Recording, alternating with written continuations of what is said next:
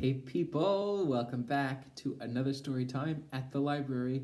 Today we have a really nice book called Mattland about kind of making something from nothing and seeing the fun in stuff that looks kind of boring sometimes. This is written by Hazel Hutchins and Gail Herbert and with illustrations by Dusan Petricic. It is published by Anik Press and read with permission from Access Copyright on behalf of Anik Press. Matt had moved 3 times with his family, and this was the worst place of all. There were no climbing trees, just scraggly pines. There was no one he knew, just houses with closed doors. There was barely any grass. Everywhere was mud and water. Across the wetness lay only scattered building scraps, a few rocks and a stick. Matt picked up the stick. He felt like breaking it. He felt like throwing it. He felt like hitting something with it. But the stick felt comfortable in his hand, and instead, Matt drew a line in the mud. Rain had fallen that morning. The earth was full to overflowing, and the line filled with water. It was squiggly, like lines on the map his parents showed him each time they moved. He gave the line a squiggly name. Snake River, he said. He connected the line to a puddle. The puddle was rounded in the middle and bumpy at the ends. Turtle Lake, said Matt.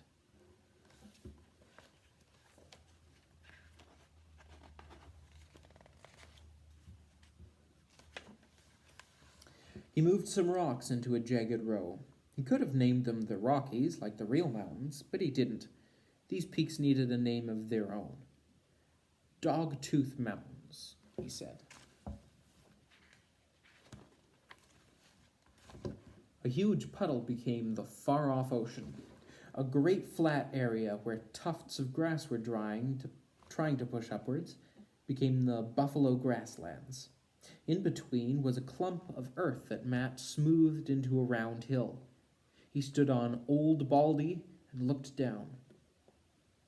Mattland, he said. The scraps in the mud looked different now. Matt gathered them into a pile.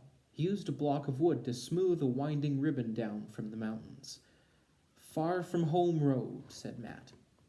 Sticks became a farmhouse, a piece of tin, a barn. Fuzzy seeds became sheep in the pasture. He was just plucking a 7th sheep from his sock when he noticed something that had not been there before. An outsider had arrived at Mattland. She had not been invited. She had not asked if she could enter. For a long time, Matt stood looking at her. Finally, she reached out a hand. Resting in her open palm was a single popsicle stick. She handed it to Matt and walked away.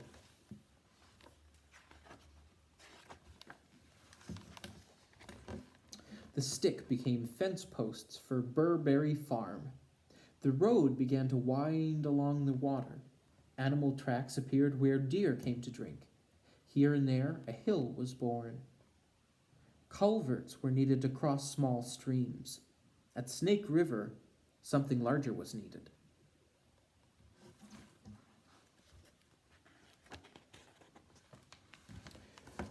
Split Shingle Bridge was even better than he'd planned. Soon, tiny houses, stores, and a factory appeared all along the shore. And the outsider was back with 4 pine cones and an empty berry container.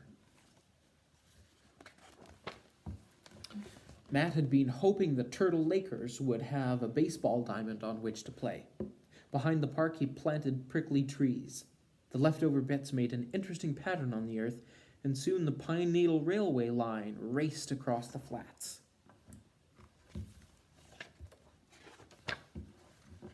This time, when the outsider returned, she needed both hands to hold all that she had found. The bones, weathered clean and white as wood, were buried for future explorers in the dinosaur Badlands. The broken key became Mount Fang Weather Station. The flattened penny became a landing pad for UFOs, just in case. Colored pebbles, bits of tile, and ends of string each found a place, just as the rain began to fall once more. Almost instantly, Snake River filled to overflowing. Culverts clogged with mud. A surge of water threatened the bridge. Matt and the outsider rushed to save things, but all was about to be lost when suddenly help arrived from unexpected places.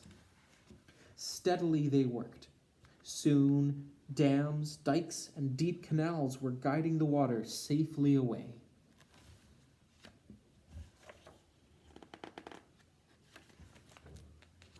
The rain stopped. The water calmed. The sky cleared. And shining boats appeared on Turtle Lake.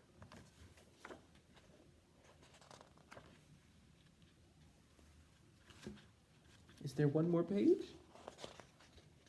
Nope. That's the end.